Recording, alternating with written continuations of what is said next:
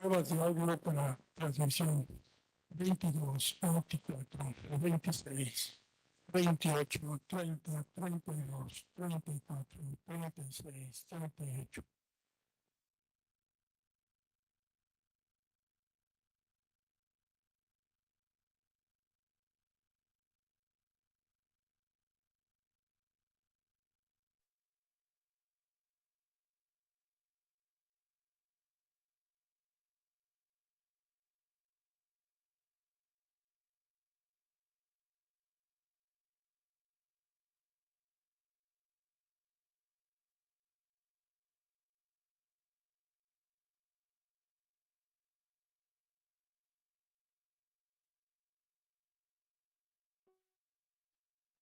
Uno, dos, tres, prueba de audio Webex, prueba de audio Webex, uno, dos, tres, prueba de audio Webex.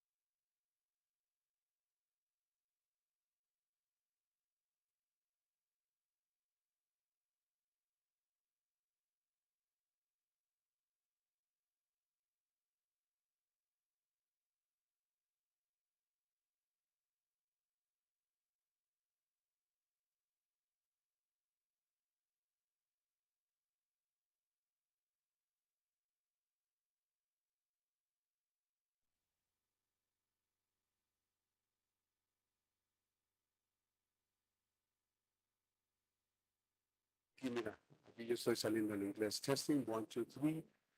Esta es la salida de inglés. 1, 2, 3, 4, 4. Sí. Ok. A los de allá, si llegan.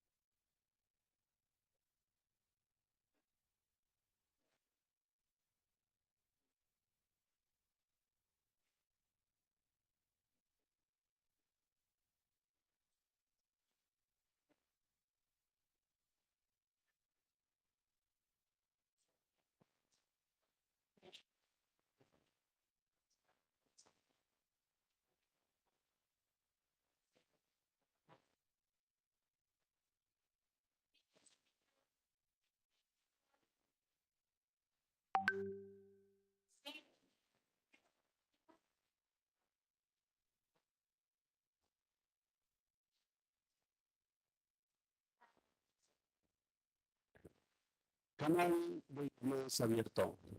Este es el canal que viene siendo el cerebro, así que solo hablamos en español. Prueba del canal de inglés, pero lo estamos probando en español. 1, 2, 3, 1, 2, 3, prueba canal de inglés.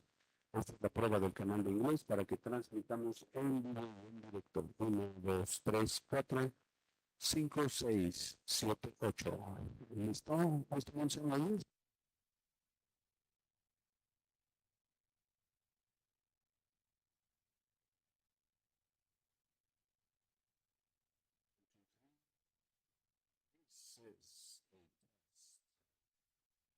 Prueba 2, 3, canal de inglés. 1, 2, 3, por inglés. This is the English channel we're testing.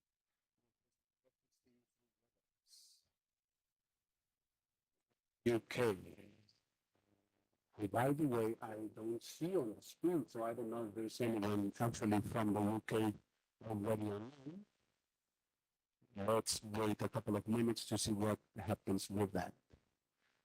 Thank you for listening. Uh-huh.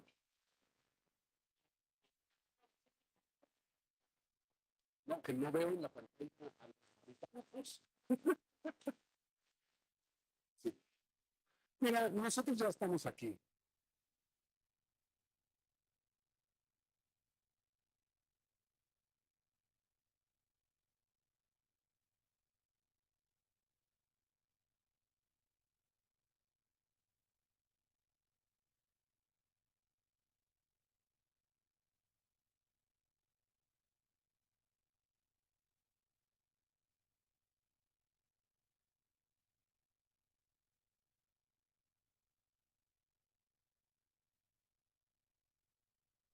English channel, testing English channel, 1, 2, 3, 1, 2, 3, testing, testing English channel. Testing English channel, this is Juan Manuel Romero, interpreter for this event. 1, 2, 3, 4. Testing, 1, 2, 3. Good, thank you.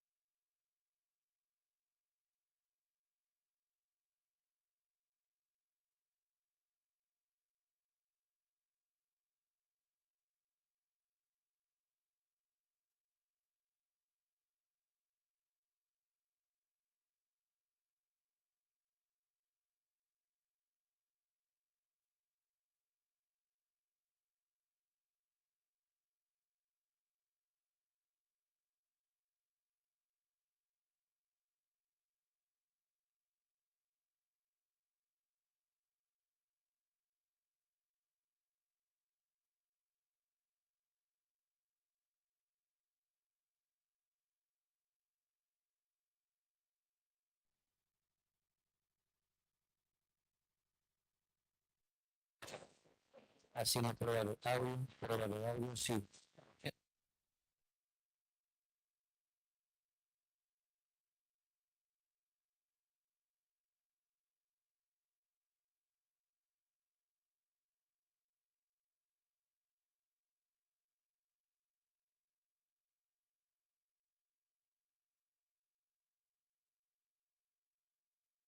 Gracias.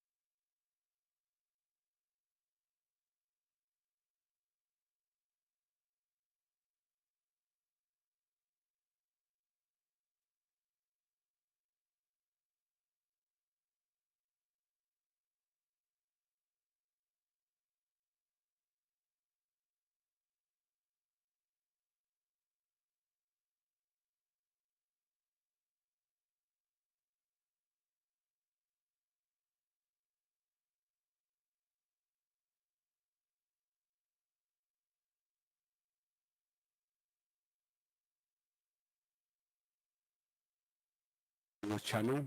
Are we ready? Good. Well, thank you. Welcome everyone to this event of AI in Mexico, building regulatory sandbox. It really seems like a dream come true. It was 5 years ago that the AI strategy was launched in 2019, and many of the points included in those the conclusions of that document are now being can be seen in all the things we will be launching today. But before we start, I would like to remind you all that on 30 November, we celebrate the International Day of Cybersecurity. We want to stress the importance of cybersecurity and its connection with AI. So I want to salute also want to welcome Rachel, perfecto, Rachel, from the British Embassy. She represents the British Embassy in Mexico. I want to welcome Gustavo Madero and also Ernesto Ibarra. Ernesto, besides being a great colleague for many years, and has struggled, not a struggle, doing tremendous work towards digitalization in Mexico. He's now leading the most important initiative in Mexico in cybersecurity. Welcome, Ernesto. Thank you. Commissioner Adriana Alcalá, thank you for being here. From INAI, from the National Institute of Access to Information, which has also been a great partner for the National Alliance of AI. Please send my regards to the Chair Commissioner. Thanks, everyone. In April this year, the Senate launched the National Partnership for AI. This is a multi-stakeholder space which is actually making history in Mexico and in the world, because this is a space in which every stakeholder, the academia, industry, civil society, autonomous organizations, international. Gobiernos de los órdenes. Karen, gracias por estar aquí, de la Secretaría de Relaciones Exteriores, gracias por estar aquí. Karen Brauer. Nos reunimos a poner el tema sobre la mesa, a poner el tema de la inteligencia artificial, qué es y qué vamos a hacer con ella, como país, como gobierno, como legisladores, como industria, como pequeños y medianos empresarios, como startups, como trabajadores. ¿Qué es lo que vamos a hacer con la inteligencia artificial? Uno de los ejes de trabajo de la Alianza Nacional de Inteligencia Artificial son las mesas de trabajo. Las mesas de trabajo que se dividieron en 6 grandes temas. El primero fue políticas públicas y derecho, el segundo educación y mercados laborales, el tercero ciberseguridad y gestión de riesgos, el cuarto género, inclusión y responsabilidad social, el quinto, infraestructura y datos, y el sexto, innovación e industria. Estamos llevando a cabo esta semana la tercera sesión de las mesas de trabajo. La sesión 1 y 2 fueron en gran parte diagnóstico. La tercera sesión nos hemos enfocado en propuestas de regulación, propuestas de política pública y propuestas de modelo de gobernanza. Cientos de expertos y de expertas, muchos de los que están aquí, han participado en estas mesas de trabajo. Estas mesas de trabajo están siendo acompañadas por la UNESCO. La UNESCO está trabajando en el mundo con más de 55 países, México uno de ellos, para hacer el Readiness Assessment Methodology. Este documento es un documento de diagnóstico en el que la UNESCO acompaña a los países en un trabajo como el que estamos haciendo para plantear el diagnóstico y una estrategia, una hoja de ruta general. Pero estas mesas de trabajo también nos están dando los insumos para hacer un documento que va a ser un policy paper que queremos entregarle a las candidatas y al candidato de la República en unos meses, donde venga lo que cientos cientos de expertos y de expertas están aportando a estas mesas de trabajo y esta hoja de ruta me parece que es fundamental para el futuro de nuestro país. También el segundo eje de trabajo ha sido la concientización a la población en general y a ciertos grupos. El 99% de la población no entiende qué es inteligencia artificial y hay mucho miedo alrededor de la inteligencia artificial porque lo que escuchan es esta visión apocalíptica y esta visión de los robots tomando el control del mundo.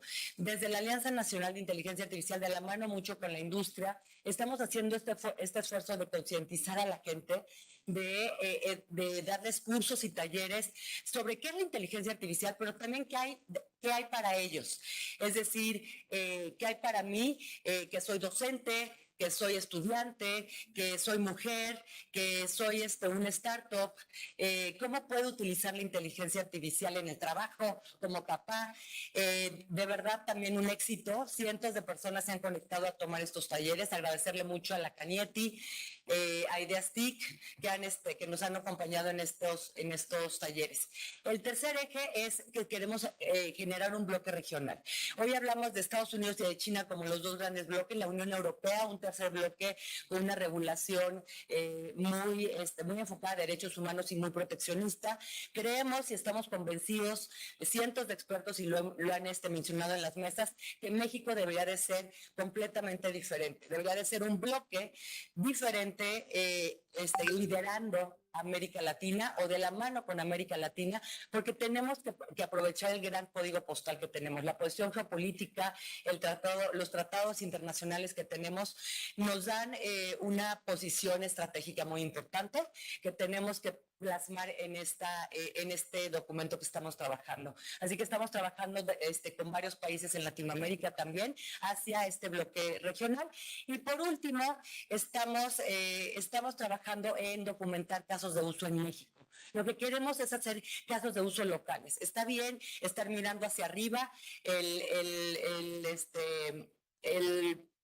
polo del centro para arriba, tiene necesidades muy, muy especiales y nosotros tenemos también nuestros propios retos y nuestras propias fortalezas.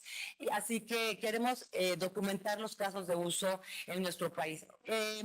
Una de las cosas que se han dicho en las mesas de trabajo una y otra vez es la necesidad de crear un sandbox regulatorio.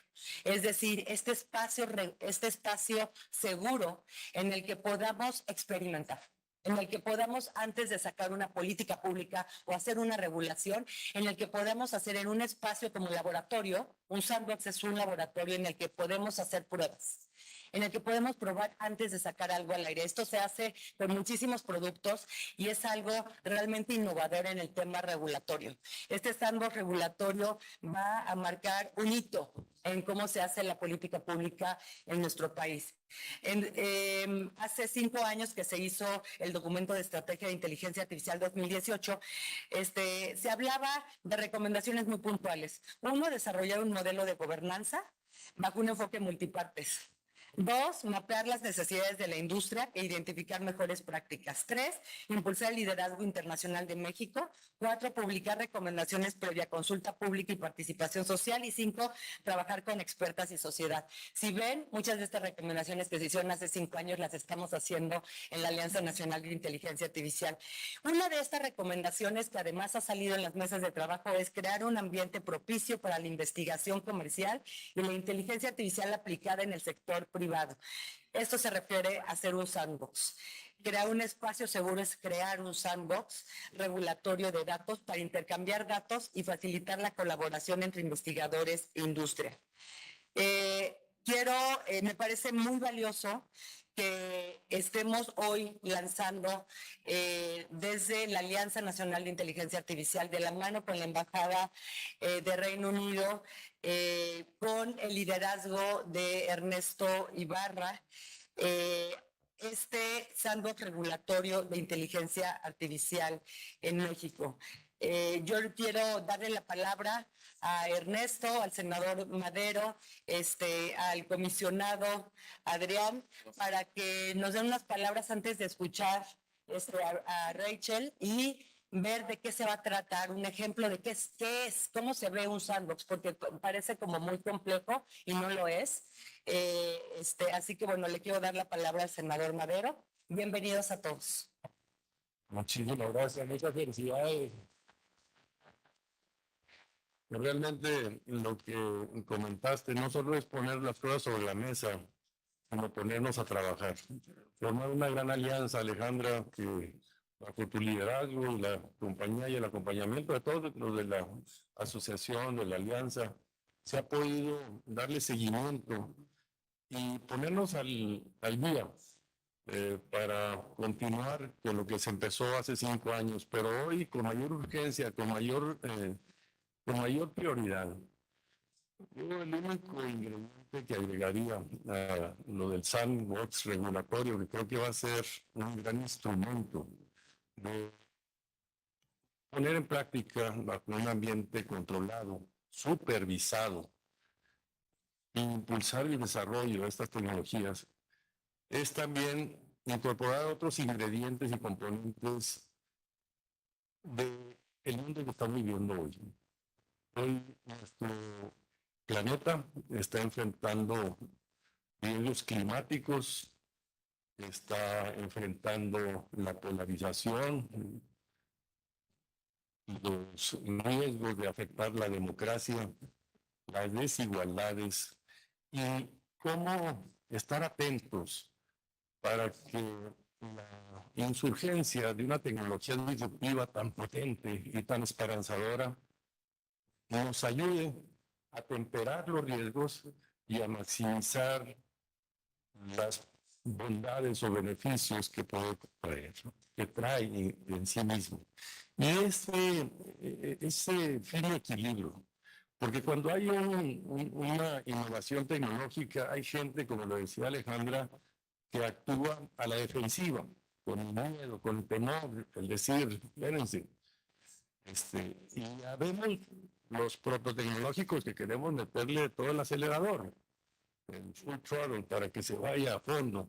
Pero hay que hacerlo en un ambiente controlado, regulado, precisamente por lo potente, por lo expansivo y los alcances que puede llegar a tener su transversalidad, su capacidad de esta innovación tecnológica tan importante para nuestra civilización. Hacerlo de la mejor manera, hacerlo con cuidado, y por eso me felicito de estar participando en este ejercicio para también ser custodios de estos valores que como seres humanos tenemos que cuidar entre todos. Muchísimas gracias. Muchas gracias, senador. Y le doy la palabra al comisionado Adrián Alcalá. Muchas gracias, senadora. Muy buenos días. Agradecer, por supuesto, a la senadora Alejandra Lagunes la invitación a y sobre todo la organización de este encuentro y de este evento, y la invitación, por supuesto, también al senador Gustavo Madero, a Ernesto Ibarra, también impulsor precisamente de esta mesa, y gracias, Rachel, por dictar ahorita una plática, y por supuesto a todas las personas que están aquí presentes en esta Casa de la República, en la Casa del Federalismo, y las personas que siguen esta transmisión a través de Internet. La verdad es que hablar en estos espacios de inteligencia artificial efectivamente no nos debe dar miedo. Al contrario, cuando llegó el Excel por ahí en los años 80, pues la verdad es que no desplazó el trabajo de los contadores o los que utilizan el Excel, al contrario, los potencializó. Entonces, yo creo que hoy la inteligencia artificial correctamente regulada, con ética, nos va a facilitar el trabajo. Y qué bueno que sean estos espacios desde donde se construye la legislación para hablar en una especie, bueno, en este ejercicio de sandbox, en donde es además innovador, cómo empezamos a enfrentar esta situación y cómo lo empezamos a regular.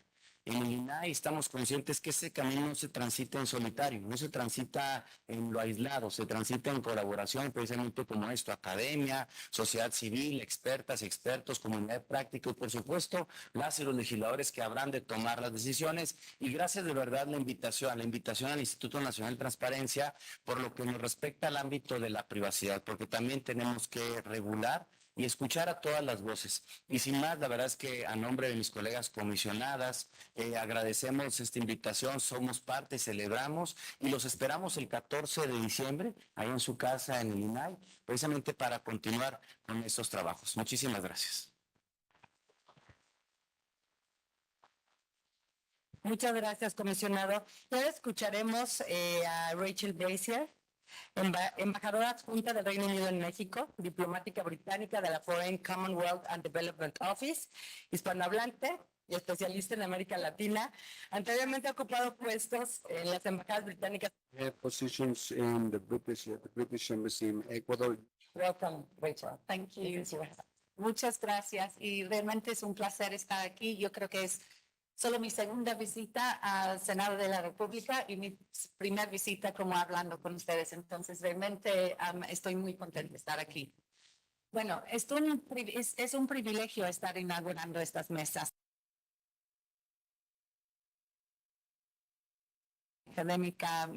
Academia Mexicana de Ciberseguridad y con todos ustedes. Participación de estos destacados representantes de la Cámara de Senados, de diputados, así como autoridades, reguladores y actores claves en este sector, hace que este foro sea aún más enriquecedor. También quisiera, no sé, ya tenemos nuestros colegas de Reino Unido en línea. Bueno, quisiera dar la bienvenida a nuestros colegas de Inglaterra. Okay, they represented the AI Office and the Open Data Institute. Thank you for joining us if you're there. So, we're invited in this conversation to jointly explore the vision and the way ahead of AI in our countries. We are always aware of the risk and with a firm and intention to promote innovation and technological development. I don't think we could talk about AI without mentioning that this month, early this month, we held a summit of AI executive in Bletchley Park in England, where Alan Turing was working during the Second World War and deciphering coded messages from the Enigma machine, and he was the man responsible for the design and construction of Colossus, the first digital programmable computer in the world. Y la trayectoria de este tema. En este evento reunimos a funcionarios gubernamentales y empresas de todo el mundo, incluso de México, para propiciar un diálogo global sobre la inteligencia artificial y cómo debería regularse esta tecnología. Hicimos eso considerando que la inteligencia artificial es una de las tecnologías fundamentales para el crecimiento económico, la generación de empleos y la inspiración de nuevos descubrimientos creativos. Como saben, en el Reino Unido hemos contado algún tiempo con el innovador sandbox regulatorio de inteligencia artificial. Como dijo la senadora, es una forma de probar nuevas ideas, productos financieros en un espacio seguro y controlado, con la ayuda y el permiso de las autoridades que regulan el sector. Es como jugar con arena en una caja, donde puedes crear lo que quieras sin salirte de los límites y sin molestar a nadie. Así se puede innovar y experimentar sin riesgos ni problemas legales, con seguridad. Y el sandbox no solo ayuda al gobierno a comprender la interacción de la regulación con las nuevas tecnologías, sino que también proporciona un espacio controlado, transparente, para probar la implementación de modelos de negocio novedosos, acelerando así la transición de proyectos de investigación a aplicaciones comerciales exitosas. Dada la naturaleza disruptiva de esta tecnología, es esencial abrir un diálogo sobre estándares internacionales y compartir criterios y metodologías legales que regulan iniciativas experimentales.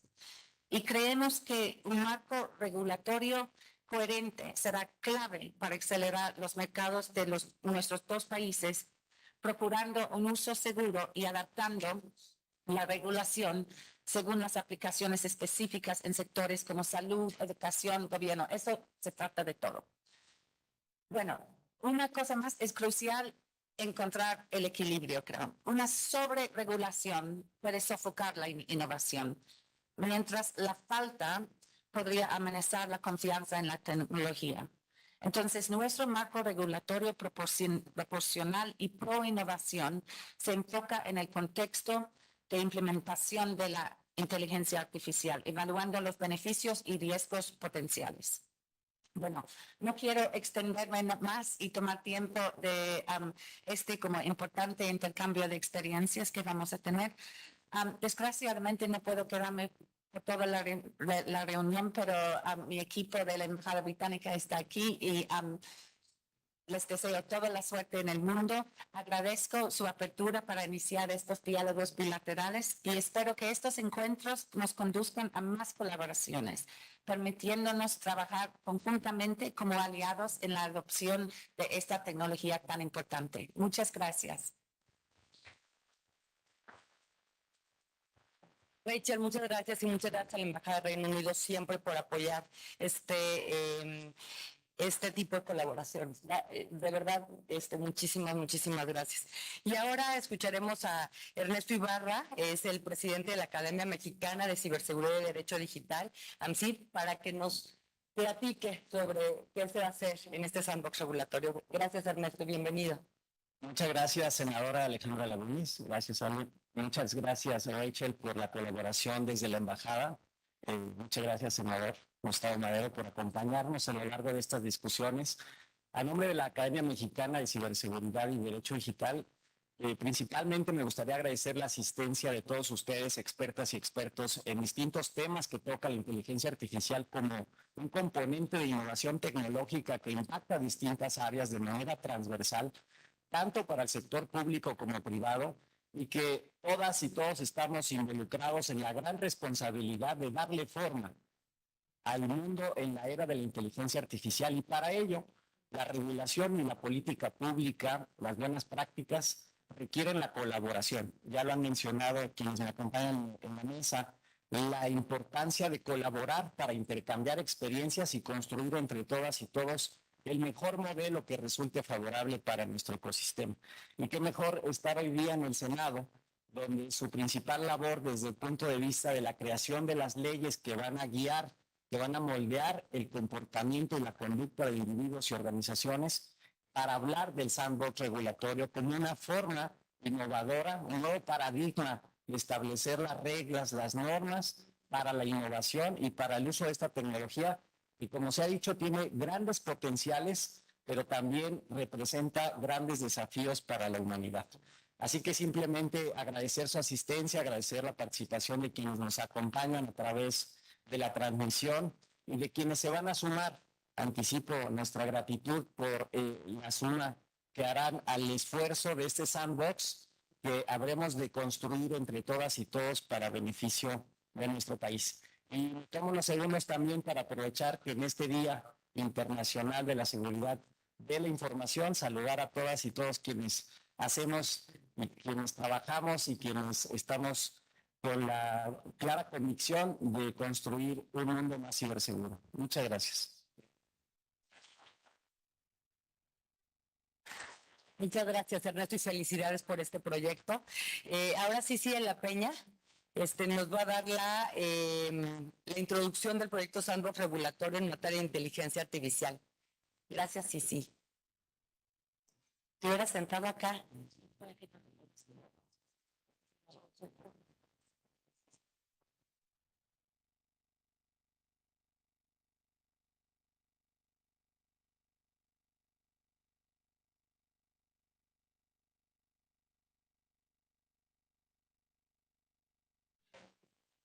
Buenos días.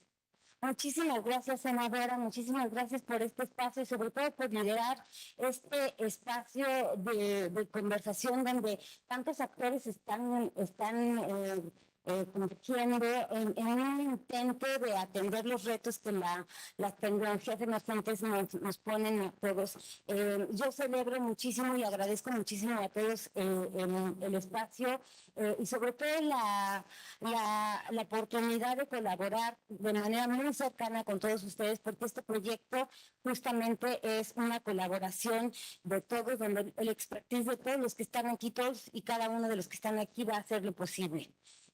Yo les voy a, no sé si pudiéramos proyectar la presentación un poco, les voy a dar un breve resumen de lo que es el proyecto, un poco como antecedente para abrir el diálogo. Si la tenemos, bueno, si no, les voy les voy contando un poco. Este proyecto financiado, apoyado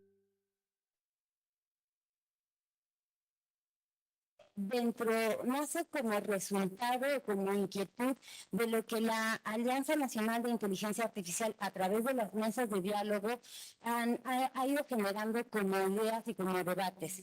En las 2 sesiones de cada mesa que se han dado, los expertos, muchos de ustedes aquí, yo podría inclusive mencionar nombres, han destacado esta necesidad de también afrontar o identificar regulaciones flexibles o innovadoras. No podemos quedarnos con los métodos tradicionales de regulación. Si pasamos a la siguiente, por favor.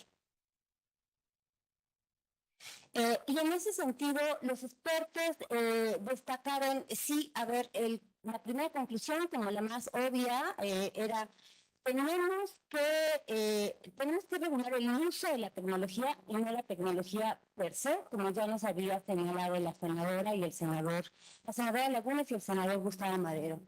En este proceso de hacerlo, ¿cómo regulamos sin inhibir la innovación, dado que la tecnología es esta herramienta que va a potencializar el desarrollo económico y social? La siguiente, por favor. Esto en el marco de la ANIA.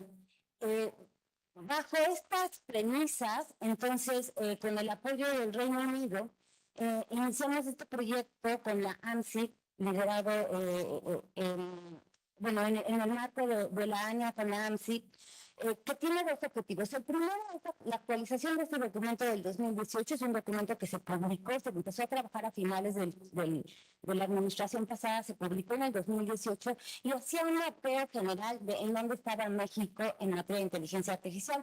Pues hace 5 años estábamos en una situación completamente distinta a la que estamos ahora, por supuesto, pero es un documento muy rico, debido a todas las entrevistas y a todo el componente de recolección de datos y de mapeo de actores que se realizó en ese momento.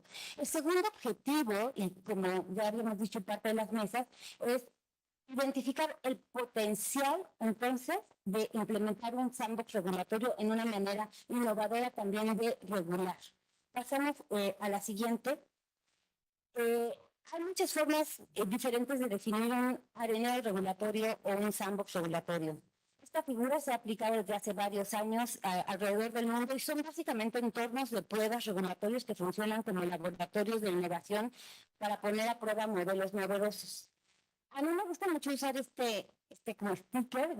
Perdón, hay colegas que me decían, no encuentro la analogía, pero yo siempre pienso en, muchas veces a mucha gente tú le dices un sandbox regulatorio, pero la propia palabra regulación y sandbox son confusas. Entonces yo por eso, yo le asocio mucho a este sticker, a mí me encanta, sobre todo que está en movimiento, pero no es tan complicado, ¿no? O sea, debemos entender que un sandbox regulatorio es prácticamente juntar las expertise, el expertise de todos y juntarnos a ver con los recursos que tenemos, con la capacidad del marco legal jurídico, atribuciones que tienen todos los reguladores, ¿qué podemos hacer? Un paso importante para desmitificar qué es un sandbox regulatorio es prácticamente entenderlo. Y debería verse prácticamente como un ancla para una política de creación de prototipos, para una experimentación. Y esto debería implementarse mucho antes de aplicar políticas públicas y, por supuesto, mucho antes de empezar con regulaciones de manera independiente, sobre todo ahora que hablamos de tecnologías que son como lo que le llaman el umbrella term, ¿no? La sombrilla que abarca todos los sectores, la tecnología prácticamente abarca todo y no podemos estar implementando regulaciones de manera específica a sectores específicos. Entonces tenemos que quitarle este miedo a lo que es un sandbox regulatorio y prácticamente también mucha gente cuando habla de esta palabra es como tengo que ser un regulador muy sofisticado con muchas habilidades para poder implementar un sandbox regulatorio y no es así. Es prácticamente lo que está sucediendo ahora en el marco de la ANIA. Dialoguemos, pongamos las opiniones, el expertise y de ahí entonces vayamos encontrando qué herramientas tenemos de manera coordinada, con mucha coordinación institucional y llevarlo a cabo. El sandbox, el arena regulatoria no es un término ajeno a México. México ya lo tiene en la ley SINTEC. Este mecanismo regulatorio lo implementó en la ley SINTEC y ahora Rocío nos va a hablar, Rocío, una de las mastermind en la ley SINTEC, nos va a dar un contexto general de cómo se aplicó, que si se ha aplicado o no. Antes de eso, yo también quiero decir, esto no es nuevo. So this is not new. Sandbox regulatory for artificial intelligence is being applied in Norway, Singapore, and European Union. Just published this document where they say inside the law we need to have a regulatory sandbox, which Spain is going to be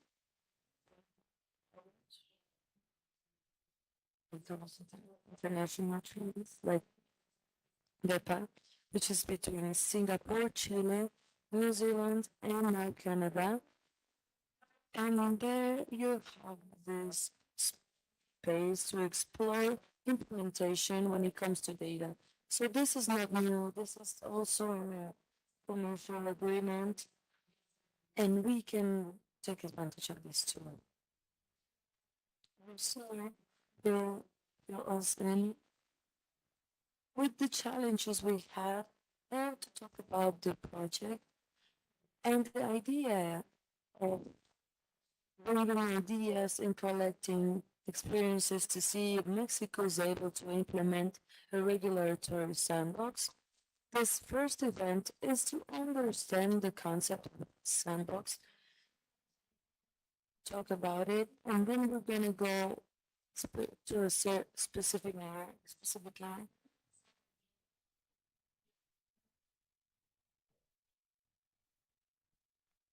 Here I was talking about agreement, commercial agreements. The next one, and then let's move to the next one. This first event where we will be talking about regulatory sandbox concept. On the second shift, we're going to talk about regulators. As the commissioners say, we're exploring the possibility of implementing sandbox regulatory on a certain theme on an open data policy.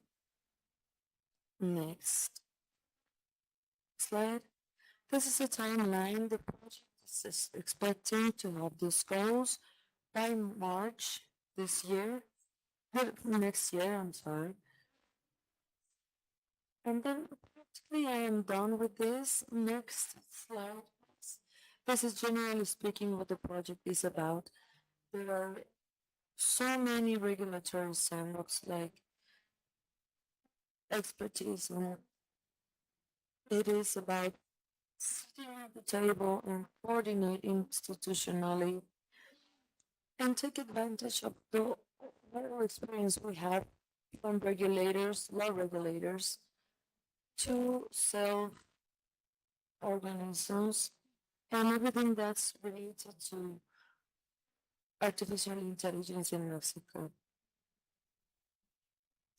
So Rocio will explain us a little bit about fintech and how this is not new.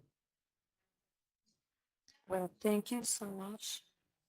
As for that, I am pleased to be here with you. And let's share some experience we have with sandbox, the regulatory sandbox for financial products. They already talked about this. We cannot. And in 2018, fintech law implemented a sandbox because they had like two components very interesting. They are highly regulated So anybody that's want to get a regulatory service, they know it's going to be very expensive. And on the other side, we had companies, entrepreneurs that wanted to go to a sandbox, and at the time we weren't talking about artificial intelligence a lot. We had some APIs, and the question was how to bring this technology to help entrepreneurs with a benefit to the last to Thank you.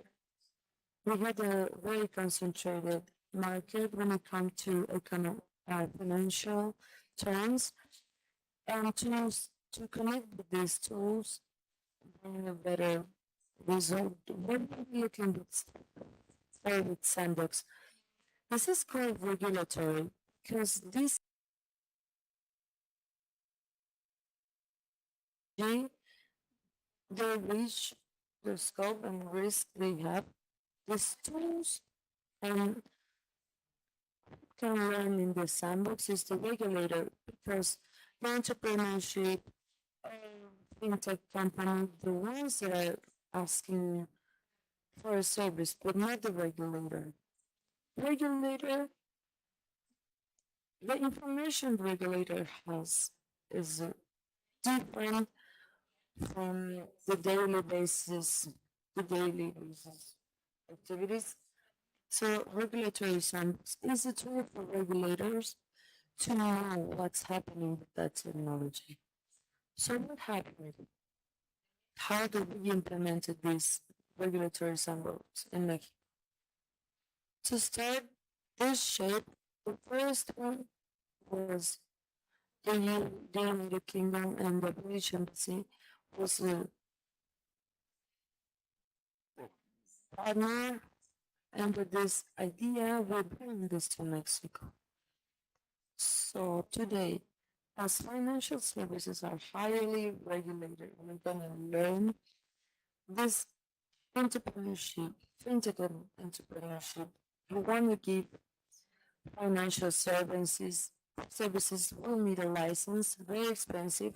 They don't have to ask it. They need to ask for an authorization, temporary authorization to offer with the real people their financial services using this technology under a controlled environment and with the regulator paying attention to it, as this is a tool for him.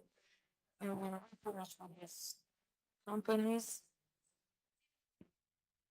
and the regulator could regulate better risks of overregulation. You need to regulate with a base. Where do you need to act as a regulator? What do you need to focus on? What happened? And that story is not as fun, but I will tell you what happened for us to learn what not to do. Fintech law was unlucky, developed on the last presidents. So who has to implement the sandbox is terrified. What is sandbox? How financial services, they're highly regulated. How are we supposed to let entrepreneurs start? That's why we created sandbox. So after the first year with the fintech law, we had more requests from entrepreneurs wanting to come to the sandbox. I was sharing, I would talk about it. We had an event about the British Embassy that's called Sandbox Challenge, where we invited entrepreneurs to come, share their practices, financial services, and their technology. But it was limited to those who could come to the sandbox in a formal way. we launched and we launched the request and we received like 16 requests, and we wanted at least to have 6. Choose 6. They came, they brought their formal request, and guess what happened? No one was qualified. They did not authorize any of them. So that made them go a little bit down, because this sandbox challenge number 2, which was in collaboration with the El número de registros fue menos de la mitad que el año pasado. Es decir, la figura empezó a morir antes de que se pudiera implementar. Y eso, pues justo por este desconocimiento o este medio, o por no entender que la herramienta es justo para el regular, para conocer otra vez qué alcance, qué beneficios, cómo se utiliza y dónde están los riesgos. Porque otra vez, para regular hay que dar puntos certeros. Este es el riesgo, este es el mitigante que voy a poner. Y pues creo que sería como toda mi intervención. Gracias, Rocío. Rocío Robles es socia fundadora de Tenet Consultores. Felicidades y muchísimas gracias por compartir también pues lo que es importante también qué partes son importantes integrar en un sandbox regulatorio, el tema de la colaboración institucional, y de verdad muchísimas gracias a Karen Bauer por estar aquí de la Cancillería, porque esta conversación es importante tener incluso con los reguladores, con el gobierno, con los legisladores, con la iniciativa privada, porque solo así se pueden llevar a cabo este tipo de cosas que pueden tener un gran impacto. Y pues aquí empieza la conversación. Esto se trata de que abramos los micrófonos y que iniciemos con la conversación sobre el sandbox regulatorio. Aprovechar que está aquí Ernesto, y bueno, quien va a implementar todo esto con Ernesto y Sisi. Así que, ¿alguna pregunta?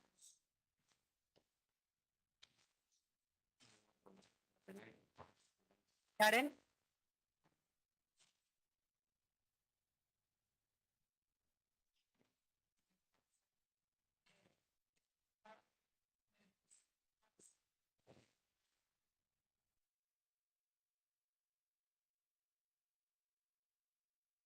Me parece muy interesante y creo que es súper valioso examinar también ejemplos en que las cosas no salen como quisiéramos, que se hace todo el proceso, que se toman todas las medidas apropiadas para consultar con todos los stakeholders, pero pues que al final por cosas coyunturales no sale. Entonces, creo que sería muy interesante saber desde tu perspectiva qué lecciones aprendidas podríamos tener para justamente ahorita que nos encontramos también en un caso similar de estar en un año de transición y pues un año electoral, y cómo podríamos evitar caer en situaciones similares.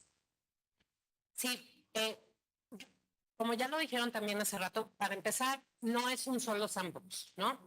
Tenemos que escoger qué casos de uso queremos analizar en este momento. O sea, el para qué, siempre me pondré asesorado tesis, ¿para qué? ¿Por qué es importante hablar de ese tema? Entonces, si vamos a escoger, no sé, casos de uso como ya lo dijo Sisi, para datos abiertos gubernamentales, bueno, entonces, que ese sea el sandbox y sea el objeto del sandbox, ¿no? Por otro lado, no tiene que ser un sandbox obligatorio. Es decir, si empiezas a poner que es pasar por el sandbox es obligatorio para poder ofrecer el servicio, lo que vas a hacer es inhibir en vez de propiciar. Y el chiste del sandbox es justo lo contrario, es que la gente quiera venir, pruebe sus productos para que puedan potenciar como todos los beneficios que tienen esos productos. Entonces, no puede ser obligatorio, pero hay que encontrar justo dónde está el interés. Y eso no lo sabemos nosotros, bueno, yo ya no soy reguladora, pero nosotros los reguladores. El interés, dónde se está moviendo la inteligencia artificial, te lo va a dar la industria. Entonces tenemos que estar acerca de la industria de en qué están usando la inteligencia artificial, ¿no? Y entonces, con base en los casos de uso que detectemos, entonces, ahora sí, ven al sandbox. Otra de las cosas, como mucho concientizar que para entrar al sandbox, ¿no? Es justo agilidad. O sea, lo que empezó también a pasar en el lado de servicios financieros es que te tardabas un año en entrar al sandbox, si es que te lo daban. Entonces, como no dieron ninguno, imagínate la perdera de tiempo, dinero y demás de los emprendedores que corrieron un proceso entero de un año, que además saltándose muchas cosas de la ley, porque la ley preveía 180 días a lo máximo, ¿no? Entonces se tardaron el doble y para que te digan que no. Entonces, lo que empezaron a hacer los emprendedores es, ya no le veo utilidad al sandbox, mejor me corro ese año y hago la licencia. O sea, consigo fondos, y hago la licencia y ya hago servicios financieros utilizando mi tecnología. Pero ahí el problema es que quien pierde es el regulador, porque ya no pudo ver cómo se usa la tecnología, dónde están los riesgos, entenderla sobre todo. Nada. Claudia Salinas. ¿Se pueden decir su nombre y de dónde vienen? Muchísimas gracias. Gracias, sí se escucha bien. Sí. A Claudia Salinas, MCM Telecom, muchísimas gracias, Rocío, súper interesante. Quería preguntarte, yo recuerdo que también los requisitos mínimos para entrar fueron altos, ¿no? Es decir, creo que era un capital mínimo muy alto cuando apenas estaban empezando muchas de estas fintech, lo cual hizo todavía más difícil que pudieran incorporarse al sandbox. Y en ese sentido, quizás aprender que los requisitos para que entren al sandbox sean más accesibles, ¿no? En esta parte de la inteligencia artificial. ¿Qué opinas?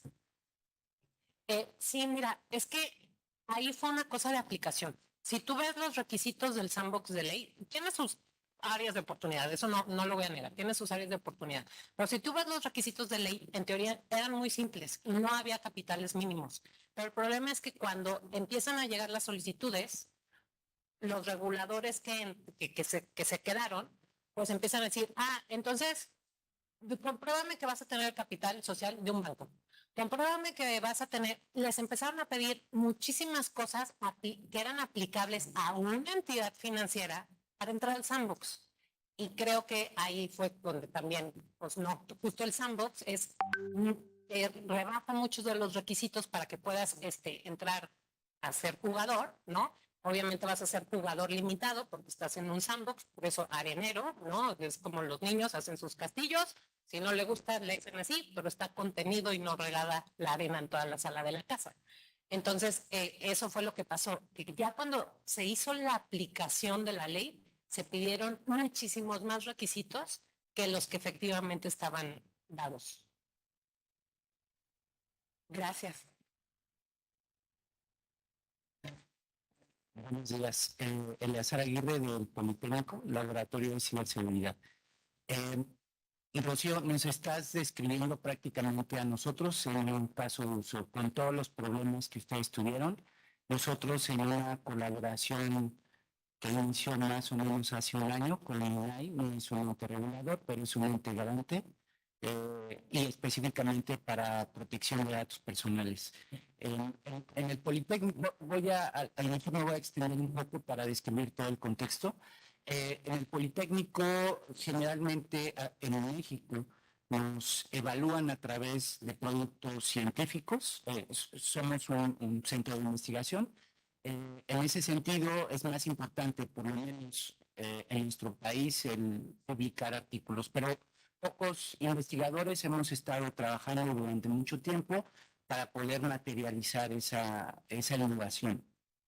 En ese sentido, en el año 21, la OEA publicó su primera convocatoria en innovación en ciberseguridad y fuimos uno de esos 12 ganadores a nivel América en temas de innovación en ciberseguridad.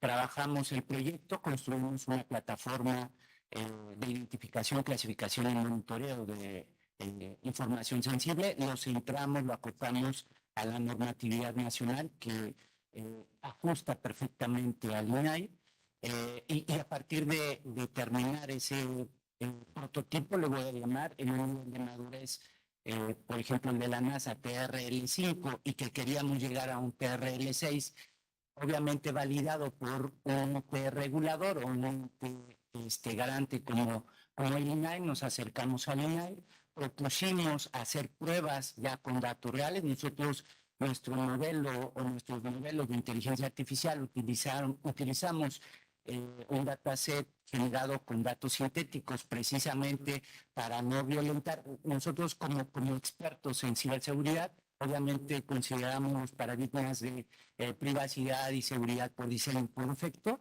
cero confianza, etcétera, etcétera. En ese sentido, lo que queríamos era no violentar un proceso del ciclo de desarrollo de la tecnología para no violentar, por ejemplo, la privacidad en materia de datos personales. Con eso nos acercamos al INAE. Estamos desde el año pasado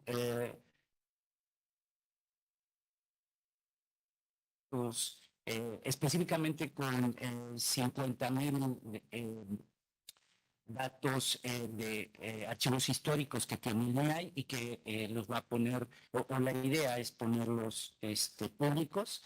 En ese sentido, ¿cuál han sido los problemas? Bueno, primero, se diluye el fideicomiso de ciencia y tecnología, que eso nos permitía a las universidades poder vincularnos de manera muy sencilla y agilizar procesos como estos. Nuestra institución es una institución que depende de la federación, dependemos de la SEP, entonces tenemos con el cambio de sexenio, prácticamente lo que tú describiste nos aplicó a nosotros. Estamos detenidos para que nos podamos hacer la evaluación de impacto por parte del ente regulador de nuestra tecnología y que podamos ejercer o desarrollar esas pruebas que nos permitan llevar a un nivel de madurez.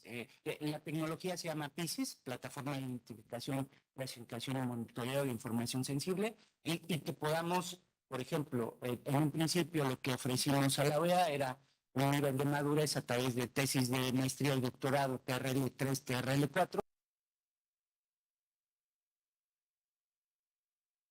Desde la universidad, a nivel experimental, nosotros entendemos perfectamente qué es un sandbox y que pudiéramos eso llevarlo al mercado con el apoyo, obviamente, de convocatorias internacionales, porque lamentablemente en México es muy difícil hacer eso.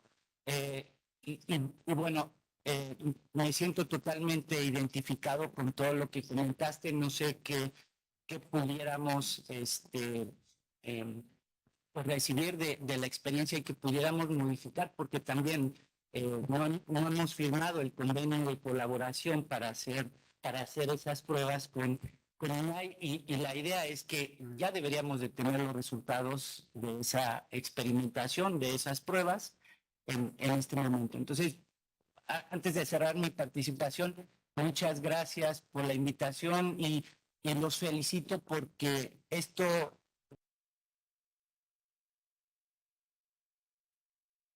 probablemente 10 años, lamentablemente hace 10 años no se tenía esta visión y bueno, a nosotros nos llevó como equipo 25 años el poder llegar a plantear esta alternativa, a lo mejor de innovación, que pueda ser explotada en la sociedad. Muchas gracias. Lo bueno es que Good thing is Senator Lagunes, Senator Madero can help you with AI, because that's exactly it. That's exactly the type of regulation we're seeking. Obviously, personal data has its own regulations and and there are many, many things to protect, and that's exactly what you're talking about, the regulatory sandbox for that. So I think it's about desensitizing and approaching an institutional fashion. So this is going to help. My recommendation would be because regulators will always protect a specific interest. For example, the National Banking Commission wants to protect the solvency of financial services. That services are provided transparently, provide users, particularly the monies of users. The money does the same. It has an objective and is in a set of interests. So I think in order for authorities to what you want to do with their objectives, because then they're going to perceive you're working towards the things you're doing. If they don't see this alignment, they will always go like, all right, sounds nice, let's look at that. They are doing other things that are more aligned with their public policy and their objectives. So I think that if you can pass that message, that the things you're proposing align completely with MI and its interest, I think you're going to have a better response from it.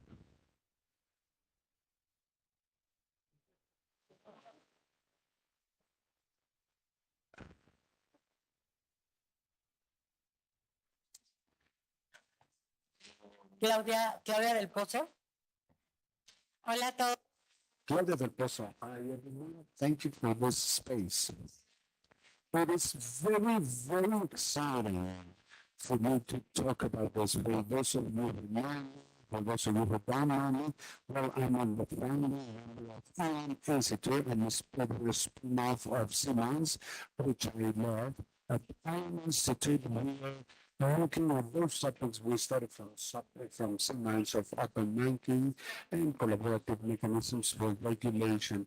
Through this intervention, I would like to share some of the learnings we've had through the course of our experience, both in the pilot of open banking, which Rocio mentioned when we were there. There are some recommendations and some comments of where I think this exercise could lead. I want to speak particularly about an exercise we held with my colleagues here from Siemens. It started a couple of years ago. It's called Open Loop Mexico. It was a prototype of public policy of transparency and explainability of AI. So it's sandbox, and I hope this can contribute to that exercise. So how this works, this public policy prototype, so that we are on the same page. We created a regulatory proposal of transparency, explainability of AI system based on international best practices. We worked on creating this proposal, but would only be fit for the purposes with the academia, industry, and as Lucio said, this helps. And we also work from Siemens as a member of the civil society. We're on creating this regulatory framework. And from there, we made a call to test with 10 Mexican AI companies to actually test the regulatory framework and see how feasible, efficient, and clear it was, and how we could improve it, as well as what kind of recommendations we could draw for it. The first challenge we came across with was finding companies in Mexico working with AI who develop AI systems. It is not so obvious. So that is one challenge we may be encountering in the sandbox. And it took us longer than we expected, because it was about checking on a case-by-case basis what was AI, whether it was the same definition, and that it made sense for the exercise. So that was the first learning. And also the trial process of the regulatory we were case by case, topic by topic, both support process, feedback the process, asking how they did, how they could improve it.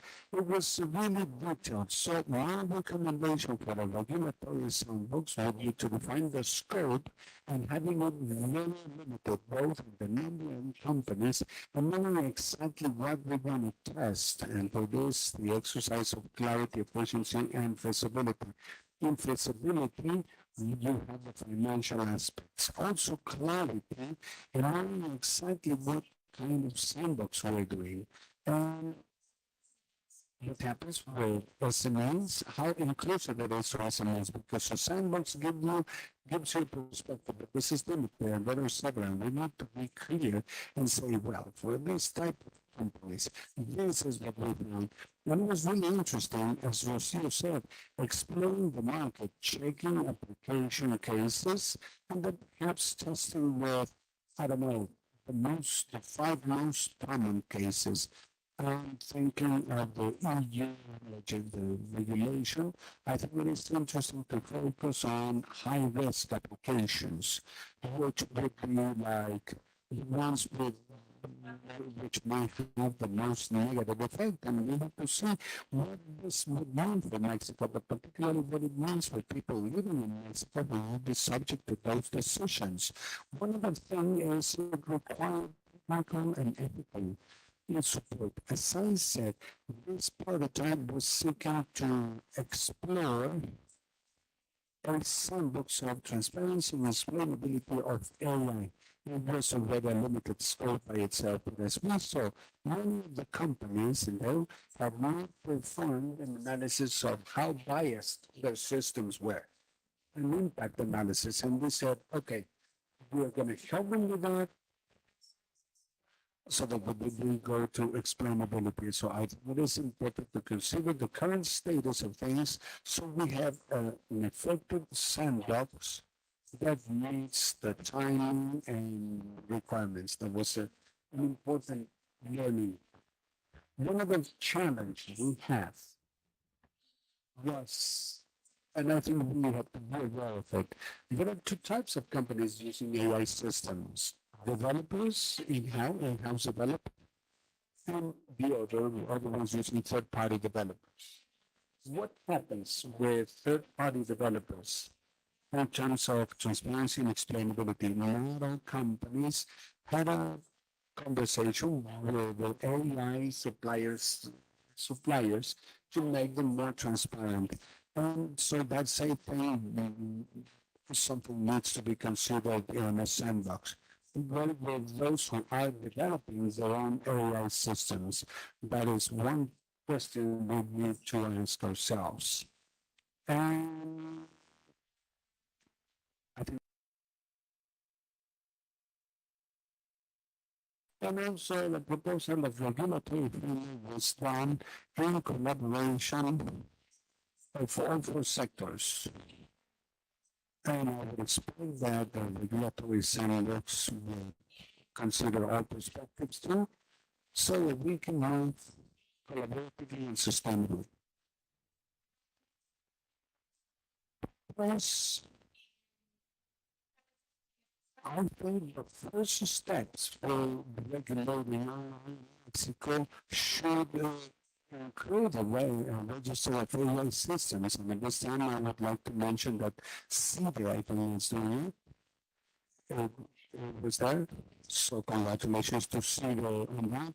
I think we have to follow this closely. That's going to be very useful. And perhaps a part of the regulatory sandbox should be what it means to have a register, the kind of information that you need to have, how you can have it, etc.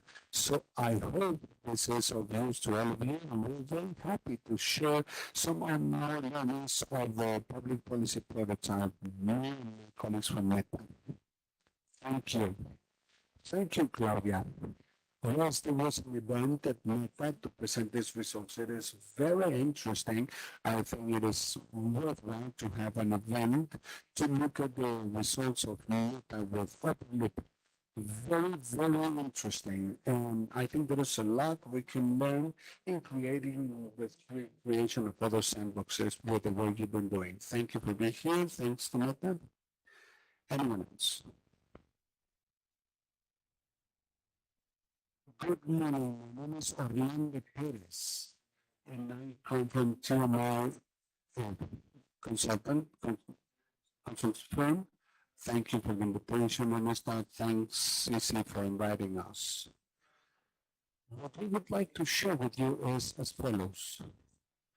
We have been approaching companies that are concerned of what they're going to be doing in order to make a responsible use of AI. And I will take some of Claudia's comments, because basically what companies have said when the bill works with pharmacology, chemicals, and communications, they say AI systems being created in those companies are being developed in-house. Not necessarily in Mexico, but by their own companies. But we do have a responsibility to share internally for two reasons. One, when those tools come, many of our areas are using tools developed by third parties, and they need to be clear on terms and conditions of using those tools for a contract, for a proposal, for an advertising campaign, to see what kind of tools they can use and what others they cannot use. And we are also clear that this sandbox exercise is very important because it will enable us to have regulations and to try what kind of regulations might be adopted. So what we have been doing with them is getting the guidelines of what they need to take into consideration. As Rocio said, it's important to identify the risks. And the kind of risks we have identified include not just data privacy, of course, the sandbox may be focusing on that, but also biases and biases, privacy violation, and also the risk connected with security vulnerabilities, risk of ethical dilemmas, also risks connected with responsibility and transparency, with also with the lack of legal certainty due to the lack of regulation, quality and integrity of data use in data sets, to give us a result on inadequate use. And so we have said perhaps there's not a full clear regulation, but there are international guidelines that are attempts to conduct this type of exercises. And so what we can do is running small sandboxes for each of those risks. Entonces, ¿qué puedo hacer para evitar mezclar datos públicos? Two mix public and private data mixed in one application or for of a content that we are seeking. To remember the problem against this information that needs to be retained as private by them. I think this is the experience we have, and it's important to see that the industry is there. It's waiting to have some kind of a guidance, and I think this is a fundamental exercise to provide such clarity. Thank you, Orlando. Yes, Mr. I don't know if you want to provide a response to this. Conversation was only the beginning, and this is exactly it. But it's super rich to hear from previous experiences, from experiences with the people listening to governments, to users, basically, because there is a whole component of sandboxes and private industry with the industry, but there is another thing with governments and the use of AI with governments. So it must be perhaps in your channels how you're going to be working with this and how we're going to be making this the differentiation of topics. Well, first, thank you very much for your contributions and your participation here.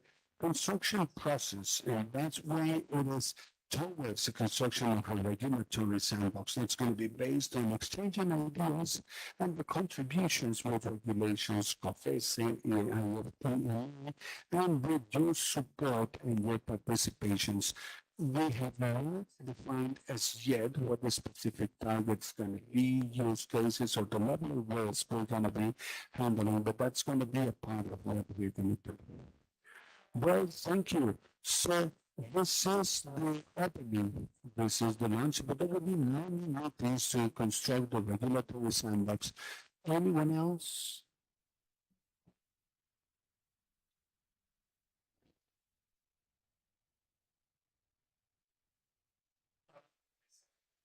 Hi, my name is Javier Pariaga. I'm a member of the seat. I've been working with you and a member of the Galicia law firm.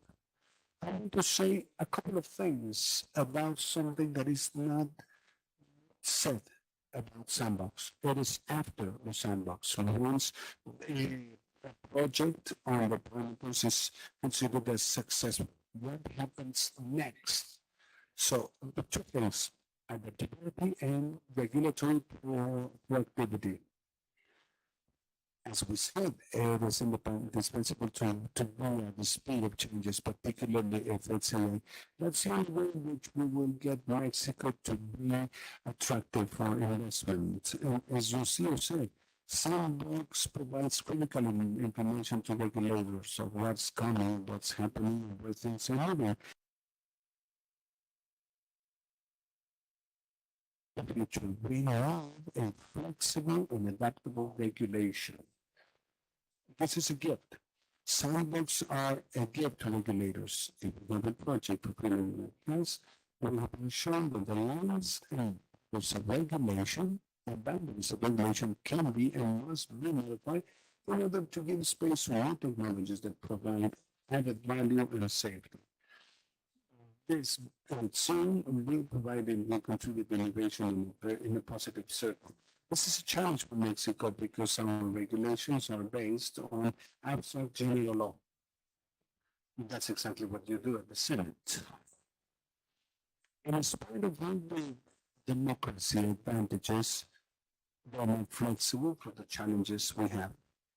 It has to be always modern, and we need to reinvigorate regulatory tools that do fulfill the needs. Perhaps regulations or standards might be flexible or not. That is something we need to create with new programs that are up to date. We need the commitment of having regulations always up to date so that we are ready for the challenges. The second thing is transition post success.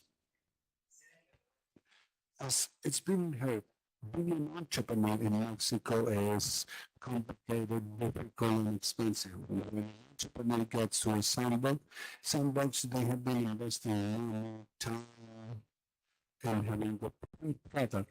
And sometimes it involves lab tests, etc. That is very expensive, and we don't have it in just one type of entrepreneur. Of course, there is capital behind some of them, but there are also SMEs, universities, and people. Creativity is not monopolized by larger companies. But after a long-term invested effort, etc., but then there are blockages or red tape for those people who have been approved by a sandbox, and what will be successful in the market. In Mexico today, there are no fiscal incentives, and not even if you want to create a new company, it would be expensive as if you are an entrepreneur or a corporation. So we have to support and make it easier for those who are successful in a sandbox. We need to give them the support. It's not just to provide a temporary employment. Yes, it is important, but it is going further. Once regulators say this is secure, rather than support. So that would be my suggestion. Thank you.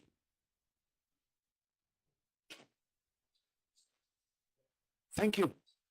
My name is Miguel González Mendoza. I'm a researcher in the Monterrey Institute of Technology. I run the machine learning lab.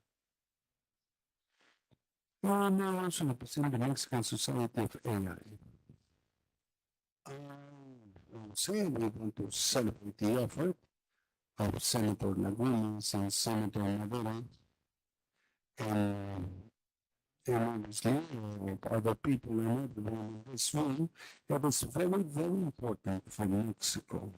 So I would like to stress what has been said, that this must be interdisciplinary, and we should start by identifying the right points and it is very accurate. It has to do with fintech.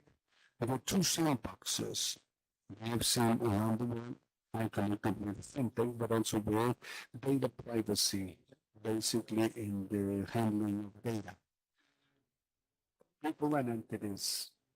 And from experience in the last 15, 20 years in projects in Europe and the European Commission,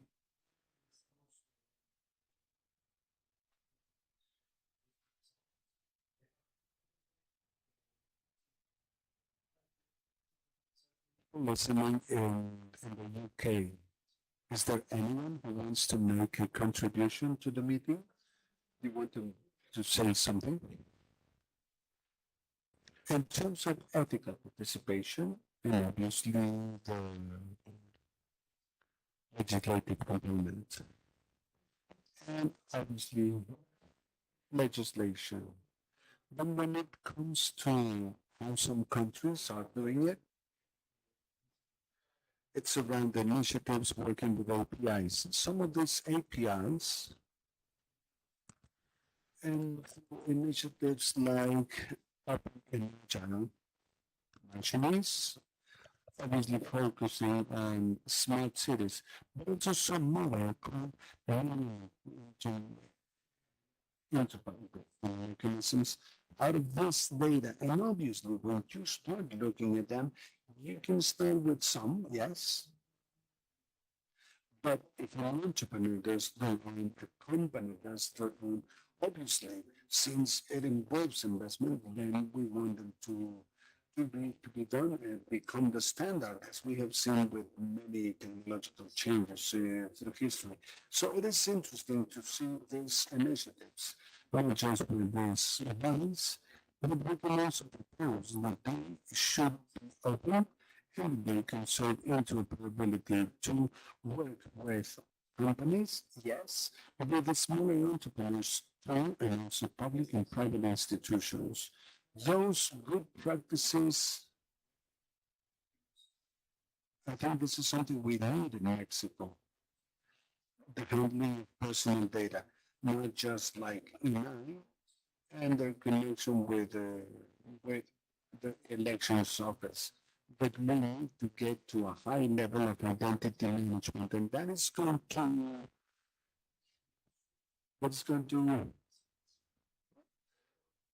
have a better use and celebrate with this climate seed, and we have the associated companies. And obviously the educational and research sector.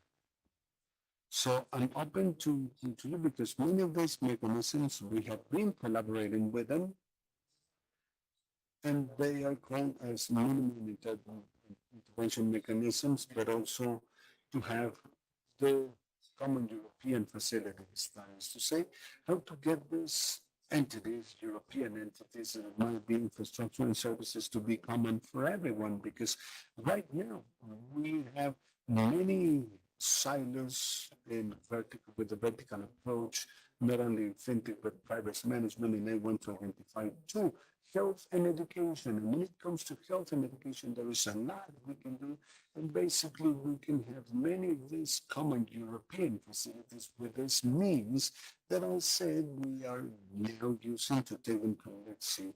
So this is ISOs. So not just to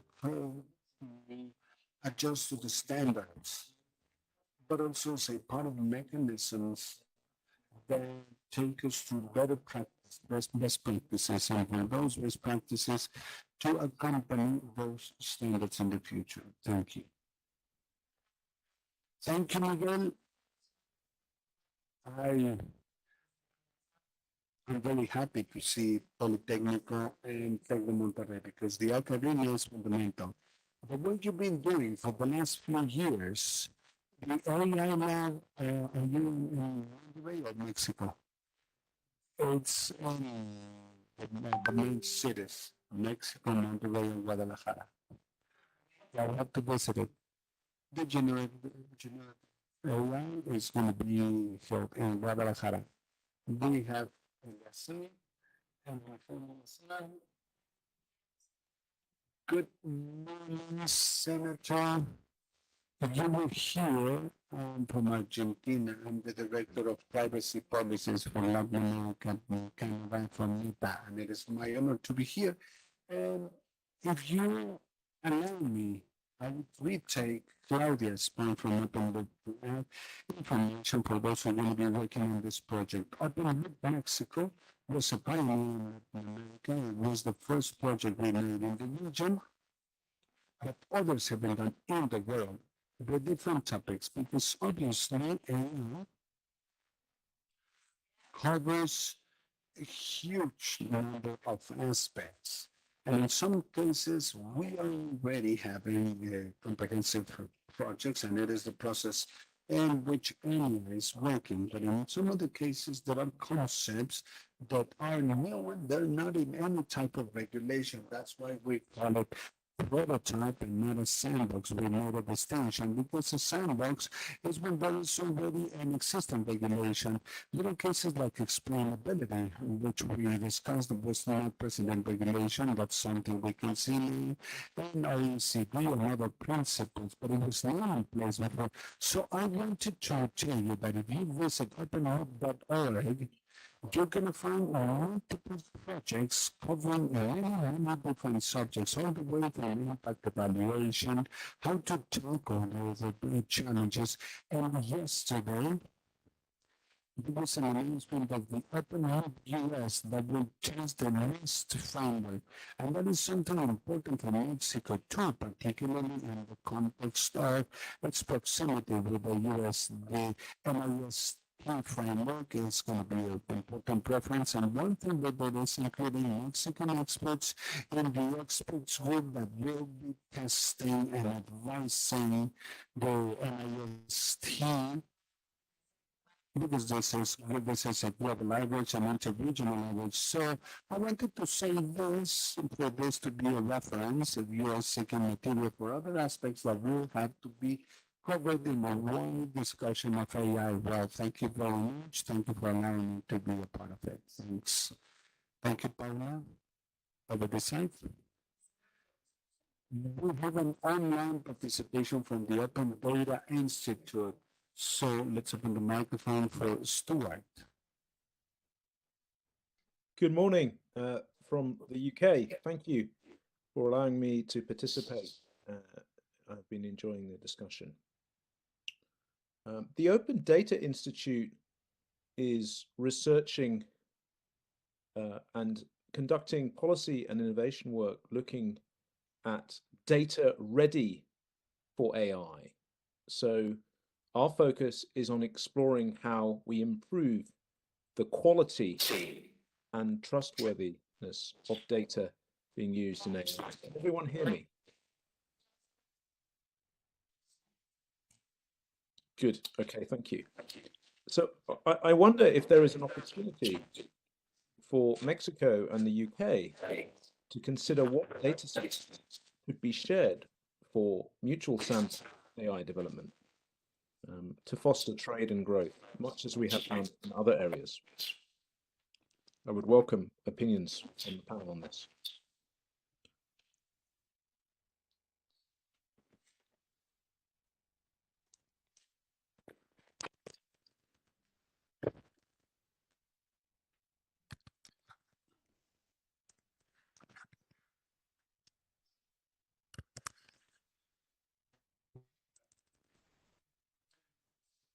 Also by Dr. Stewart is to open dialogue to explore the possibility of sharing good practices in the design of a regulatory sandbox from the point of view of the technical team that has been part of this in the UK. This is an open question to, about collaboration. Well, I think it is basically important to have international experience and exchange for several reasons. One, because analysis by itself of technology is global. It has an application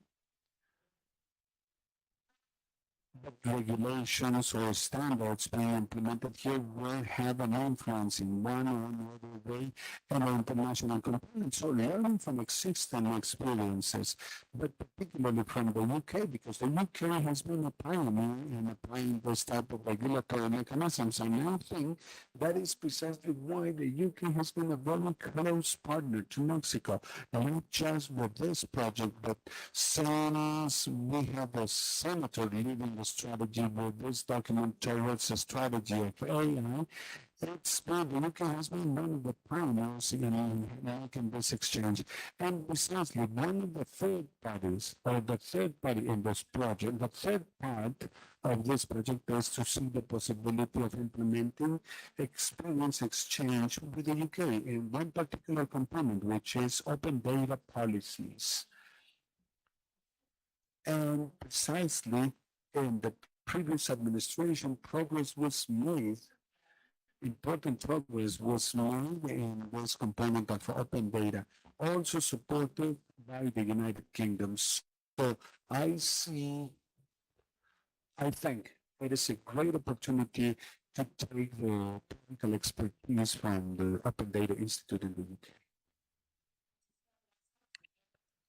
Thank you. Of course, we're taking your proposal. Thank you for the agreement. And of course, yes. Eleazar. Thank you. From the National Polytechnic Institute. I will not talk about the problem of our face of use. I'm going to add to the points made. We have been working with the OAS, particularly with Spain. There is a model in, and I think this model can be retaken for the sandbox. And I think there is one thing we haven't mentioned, which are selection criteria for those elements that might be introduced in the sandbox model. For example, technology innovation. Some largely used models globally are NASA TRLs. And to apply to this, applicants have to show a certain level of maturity to be a part of the sandbox, and then the expected level at the end of the sandbox.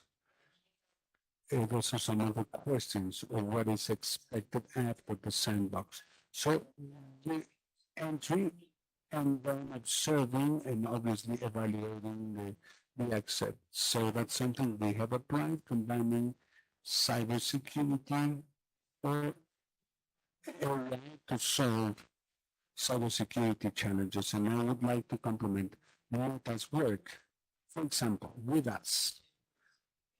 The different levels of maturity and thesis are PhD and master's degree. We are in cybersecurity and we are testing Atlas.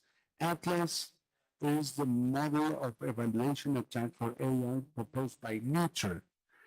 And in the framework of cybersecurity, that is generic. So I think there are certain groups that may collaborate with a certain level of expertise that may contribute as a part of the sandbox to validate certain technologies. This is it from me. Thank you. Thank you, Lazar. Jaime. Director of Open Data from the Thank you. You have been mentioned over and over. And also that's something we said. Jaime Servia, Director General for Access Policies from the I'm saying that because my institution was mentioned. As our commissioner mentioned, 14 December, we're going to be honored to welcome you at the Institute to continue with this project. One of those working meetings.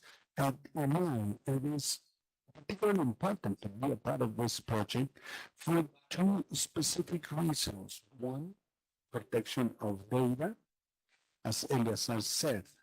And at this time, in the light of the national policy of open data. Everywhere I go, people ask me, what about the Director General of Policy? What do you do? And I say, I don't know. No, I'm joking. One diagnostics of the status of access to information in Mexico. We have data studies on how it behaves in different regions. And this took us since last year to making an open data policy. We recognize there was progress and work, particularly in the previous administration. But now it is necessary to build a public policy instrument with a national average. Let me share some data to give an idea of the importance of this topic and why from ENI we are so committed to connecting sandbox project and national policies. Only last year we identified that 76% of those institutions were not publicizing open data information. And this is a contrast. This is something in my area. And this is a contrast with 19% of access to information applications in Mexico since 2003. And let me find the right way to say this. So over the last 20 years, we have had over 8 million information requests. 19% of them refers to open data or open format. Open data agenda is relevant and strategic and what is in high demand. And that's why we made a decision to promote the national policy of open data. We are happy to articulate these efforts to synergize, and we also see this because once we started implementation after January, as we can see, there are differences in technology institutions for this type of public policies. It will be very important to have sandbox, that is to say, regulated testing spaces to see how policies can evolve. Because Mexico is not a Mexico City. I come from Chiapas and I know there are challenges in this. I would stop this and see you on 14 December. Thank you very much, and thank you very much, Senator Lagunes, for considering us as a part of this effort. Now, thank you. You're a key component in the efforts of our partnership. Public Primera. Thank you, Senator. I want to thank for this invitation.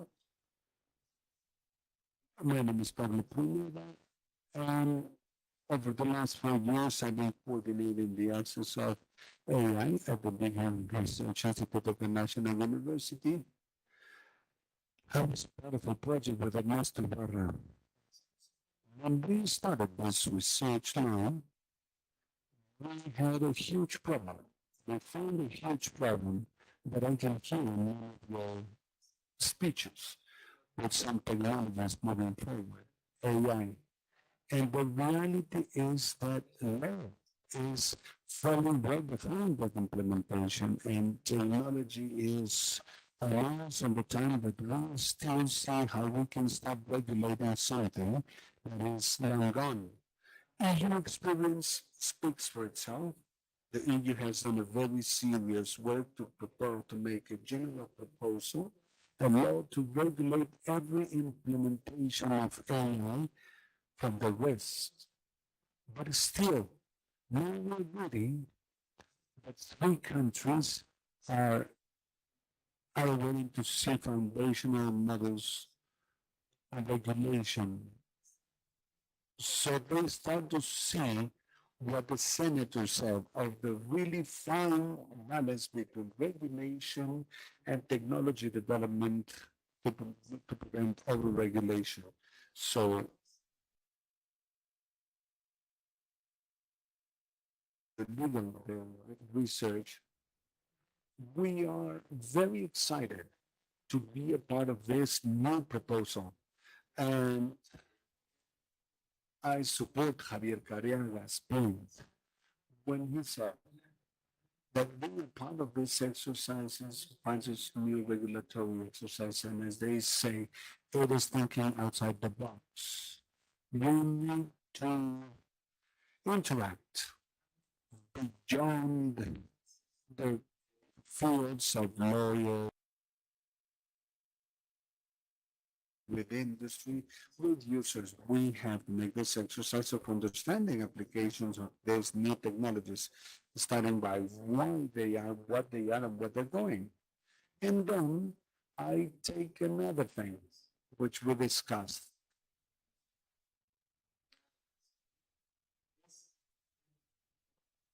The phenomenon of situational events, and I think we have come to this. We are at an important moment. The senator said that Anya's effort has to do with the possibility of presenting a document that might be a good guidance for okay updates, but still, but we need those far beyond intentions to receive a document. We need to have a commitment of those who want to lead the efforts of Mexico. Because one thing that cannot happen to us, really well-advanced efforts of serious, well-taken processes and a the change of administration that must be a challenge beyond the fact of having a regulatory sandbox for AI aspects. I'm going to invest 2 points on the table to start or to kick off the work and to express your commitment to continue working on that. Thank you. Thank you, Pablo. What you said is very important, and I think the challenge, and I'm very excited to see what's going to happen with the sandboxes, because I can't imagine what I've said about a flexible influence regulation, because we need to think outside the box. Because what we have now does not work, so we need to think differently, and that means breaking paradigms and structural systems that are hardened and hardwired in us. So I'm very excited to see this sandbox, to see what we get, what we can get for Mexico. Thank you for your contributions and thank you for being a part of this. Karen Brown. Thank you, Senator.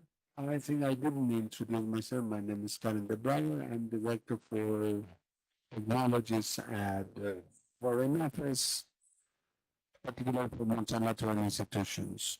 And I would like to say, Mexico is a founding member since 2020 of the Global Alliance for AI. At this time, there are 23 countries. And in one of these working groups, one of the projects or programs that will be launched next month has to do with regulatory sandbox. We know that there are few experiences of a sandbox prototype when you speak specifically about AI.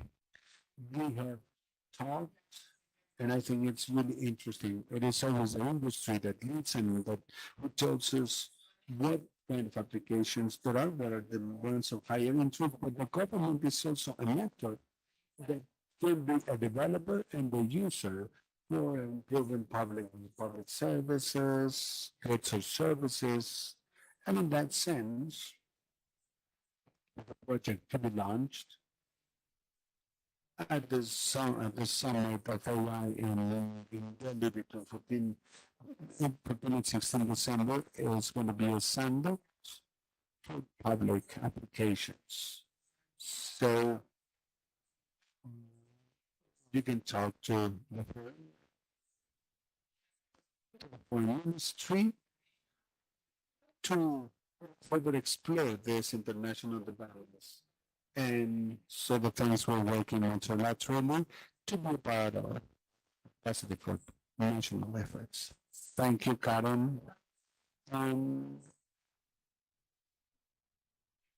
Rodrigo Felix from Open Ownership. Out of the things I've been hearing, there is one thing we have seen in many countries. In fact, only a few days ago, I returned from Africa, and we're having these discussions. And the problem is not just how you can experience having sandboxes by using tools developed in Europe or the States, but how to learn between countries with different, with similar realities in the context of implementation. One of them is the lack of data quality. Second, the lack of regulation for the use and protection of data. And third, how in these places they are using it to develop the market, but it is not regulated for an ethical benefit.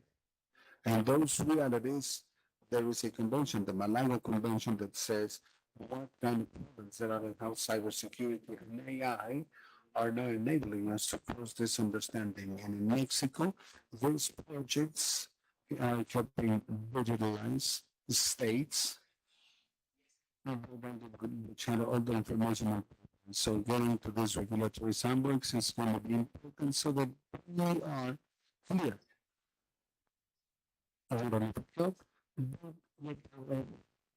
Security and use of the rule. Thank you. Thanks to every one of you, first of all, for being here and those launching. We're going to be inviting you to forthcoming meetings. Thank you very much. Thank you for your contributions today, which will be fundamental in helping create the sandbox, both public and privately, both public and in private spheres. I think it shouldn't be just the commitment of the government, but we should be aligned as a part of the national strategic plan. This is how important it is. And so our work on behalf of the legislative powers, but also from you all. I think it has to be a bottom-up approach. A full request from the society going for the next government administration. You have my commitment to continue working on this, and what we have, Lopez Casanin, want to close this event. Thank you very much. Thank you, Senator. Thank you, Senator Madero.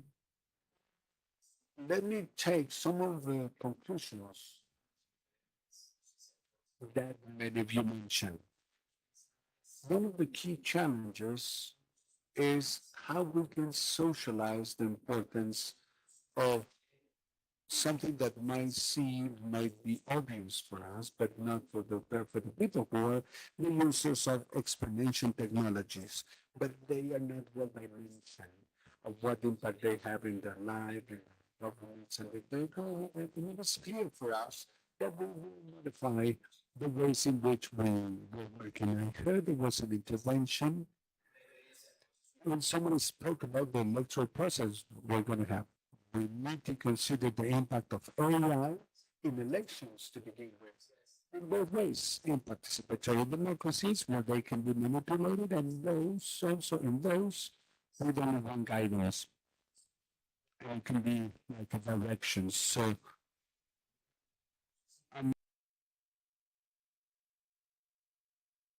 serious conversation in the impact of the use of AI.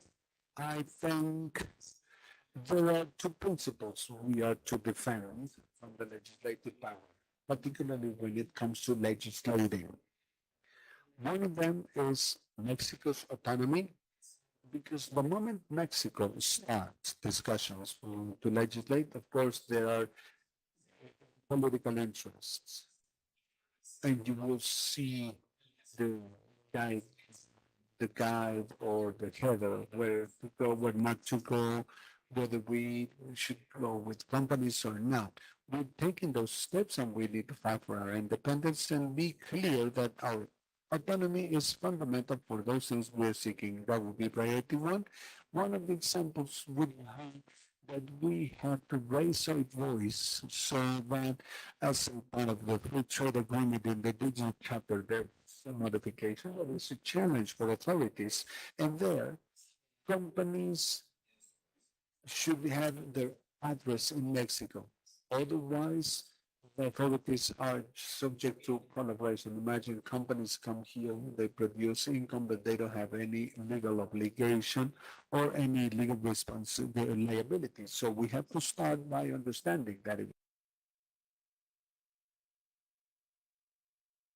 as Pablo said, is how to maintain this as a priority in the public agenda. And that strategy, I think, can be tackled at those conversations so that we don't depend only and this is not only on this side. It's going to be an effort from, as Senator Laguna said, said it, so that we bring this to more legislators. So we transfer this agency. I don't know if a document should be enough. I think we need to go beyond and be active and proactive to become aware of this. We are in the face of opportunities. Much has been said about nearshoring, and obviously Mexico will benefit from this relocation, and we're going to become a receptive economy. The intention is to see this benefits in the short term. These companies will come with the use of those technologies. They will come with robotics, with AI. They will come with the Internet of Things, and they will settle in Mexico, northwest of Mexico. That's a reality. So we cannot keep the narrative as to whether we should or we shouldn't regulate, because there is one thing happening, and I will allude to this in cybersecurity. We continue with discussions. We continue with discussions as to whether we prohibit and we don't regulate, nor regulate. This legal void, some people are taking advantage. They will not be waiting. They don't need us. In fact, there are companies that say they'll take advantage of this. So we need to focus and understand that maybe the first instruments are not perfect, but we need to work on them. And perhaps it will be a give and take here and there, but we have to make that commitment. And I think an important reflection in this table is to give some deadlines. That's the only way in which you have deliverables. That's the only way in which you can make progress. And to make it, to raise awareness in people, citizens, media, decision makers. So what we do goes beyond working at the desk and with legal instruments. That is going to be one of the big challenges. We have to find a way to shape it and have to make allies to contribute for this to be possible. So I think one of the big questions from here is how can we construct this controlled environment to power up the use and development of AI in Mexico? The components needed for a regulatory sandbox to work properly for Mexico. And to use the documents, we have UNESCO's 2021 adopted by 193 countries. So I think there's lots of material out there. It's just a matter of how we connect it together so that this is a way that leaders will progress with it. I encourage you, and that's a part of the work. I will be in discussion with Senator Lagunes. We will make an open parliament because in the Science and Innovation Commission, Select Committee of the Chamber of Deputies, we are going to be looking at the white paper submitted by Mr. Loyola. We are in the process of looking at it. So what are we going to do? And that's going to be a part of the work. And we can benefit from that. Through the open parliament, we're going to have forums, open conversations, citizen participation, presentations to feed this discussion. Why am I saying this is important? Because then we're going to have a legal instrument that is being presented as a white paper. Instead of going backwards, we can start moving forward. And that is an invitation I'm giving you now. As it's been said, the work with different actors to have a document that will be a guidance, and we are forced to analyze, and we're going to have a first exercise at the table. So I'm very happy to be here because this is necessary to be looked at. And I think this is the weight we must give to it as a public policy in Mexico. Yes, thank you. I just want to close by saying there are 20 white papers of AI between both chambers, including Senator Madero's. And I think we're changing the way we do politics. We want to have an open discussion on this and on these initiatives, on these proposals. Most of those are changes to criminal code or crime descriptions. Senator Madero's proposal is different, but since we have the partnership and we have the power for multi-stakeholder too, we want to get and collaboratively is the right way of making politics. So that is the commitment from the Science and Technology Commission in the new creation of digital rights at the Senate. It's about discussing these initiatives with all the stakeholders. So we will be discussing over and over, and what you mentioned this on Tuesday, we're going to have an event at the Senate on elections and AI. One of the most debated youths next year, 4 billion people will be voting somewhere in the world. 2 billion people will vote for presidents. Half of the planet will go to the core of those processes. Perhaps jeopardizing or not democratic processes, and that's going to be discussed on Tuesday.